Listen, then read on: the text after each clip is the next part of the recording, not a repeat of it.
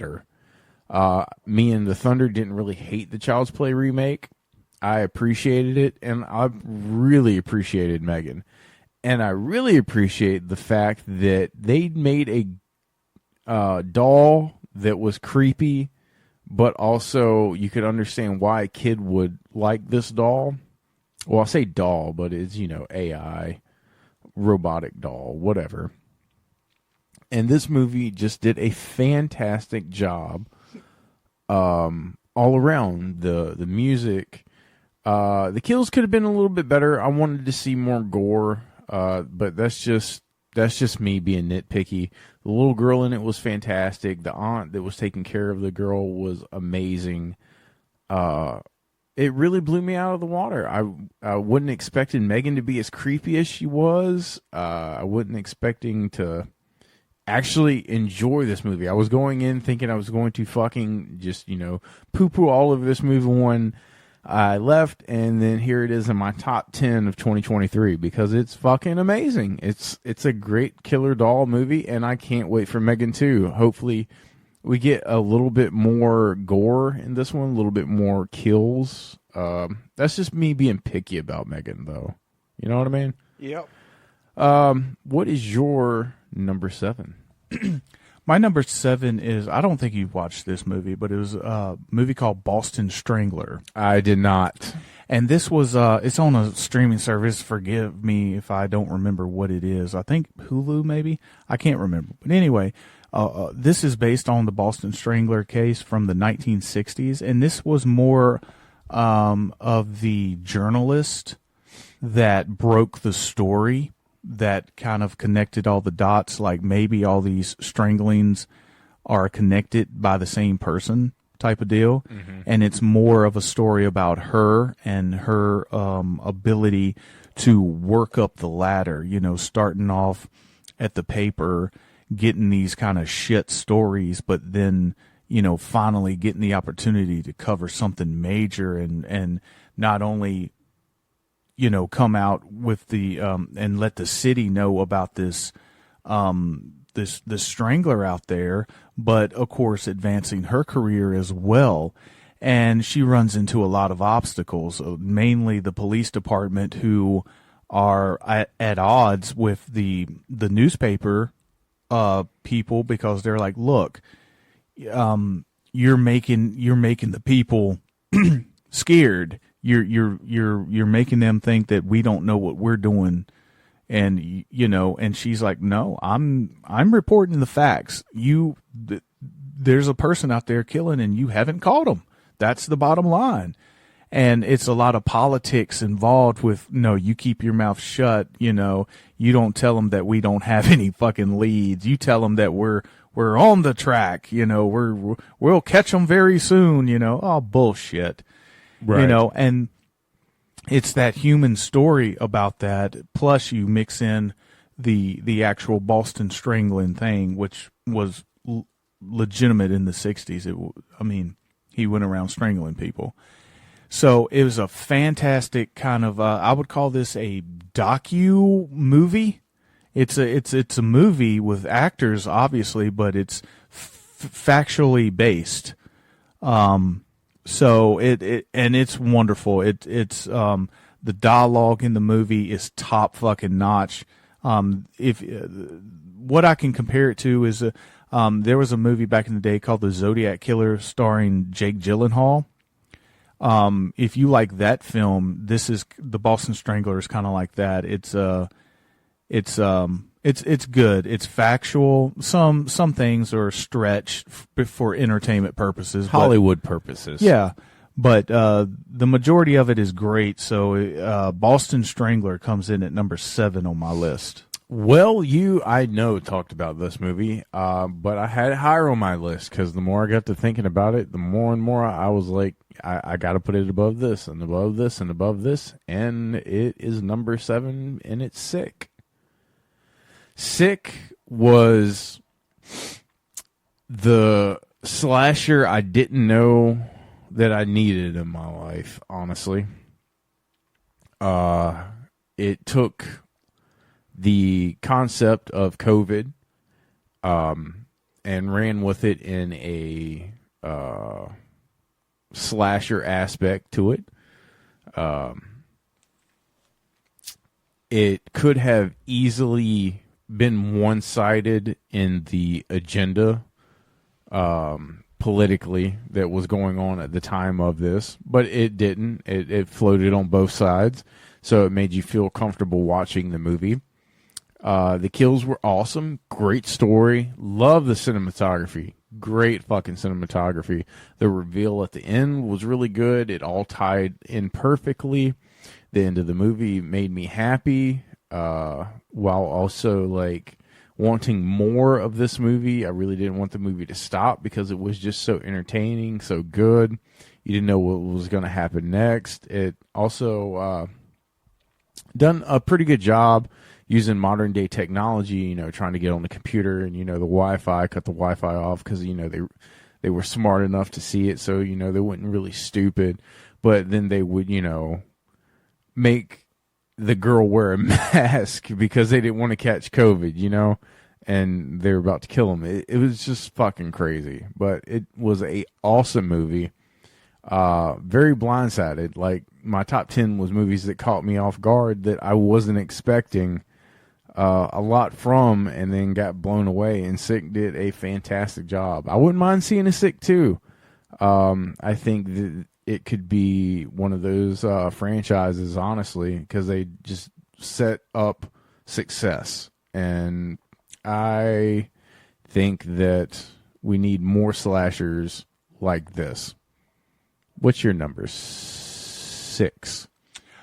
Speaking of surprises that I didn't expect much from, number 6 is a movie that you talked about, I think in the last episode, and that is Nefarious. I did talk about Nefarious. We talked about this in link, so I'm not going to be as long, but bottom line, I didn't think that a movie between just two people sitting down talking would be as effective or intriguing or have me on the edge of my seat as this movie did.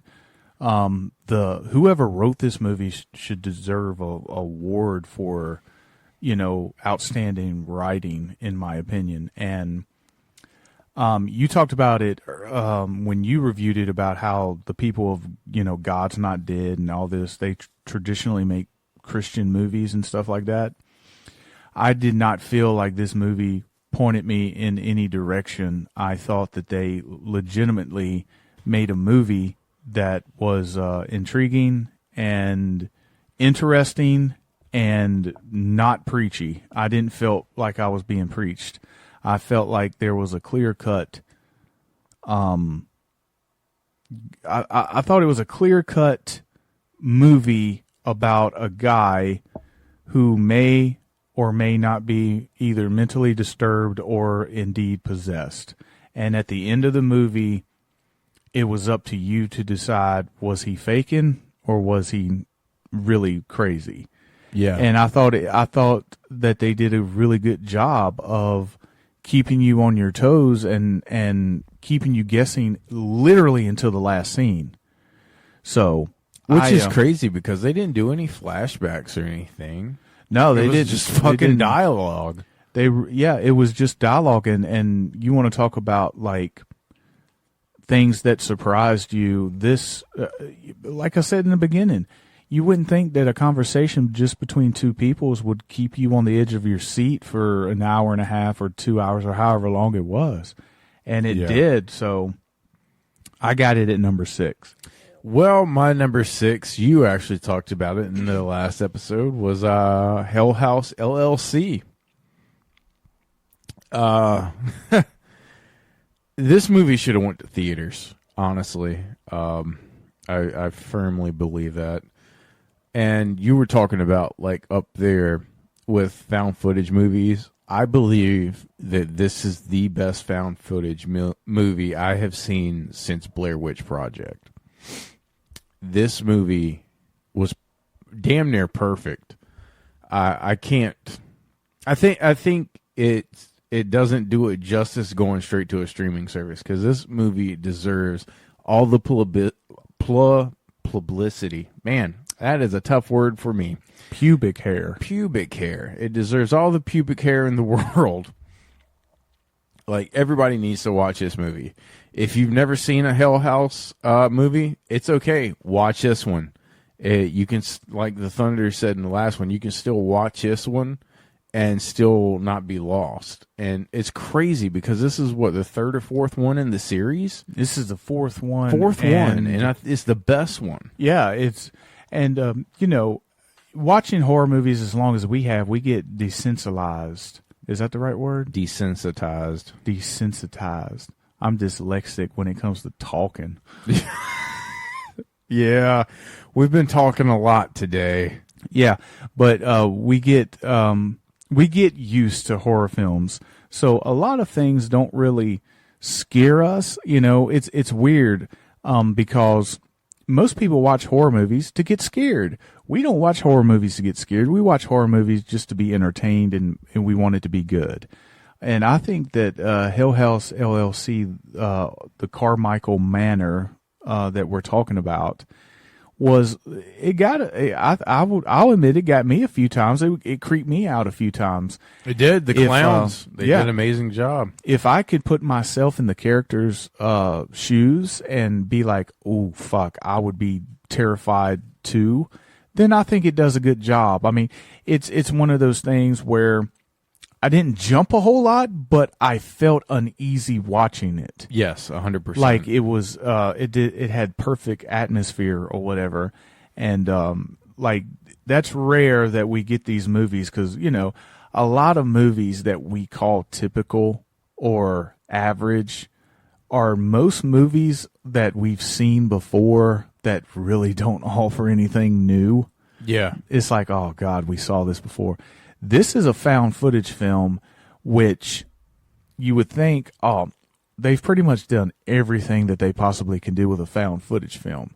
And then you get a movie like this that gives you that familiar feeling, but at the same time, it's something different, and you can't really put your finger on it. Because I can't really point out anything that they do any different than any other found footage films. It's just the way that they present it is the best I've probably ever seen.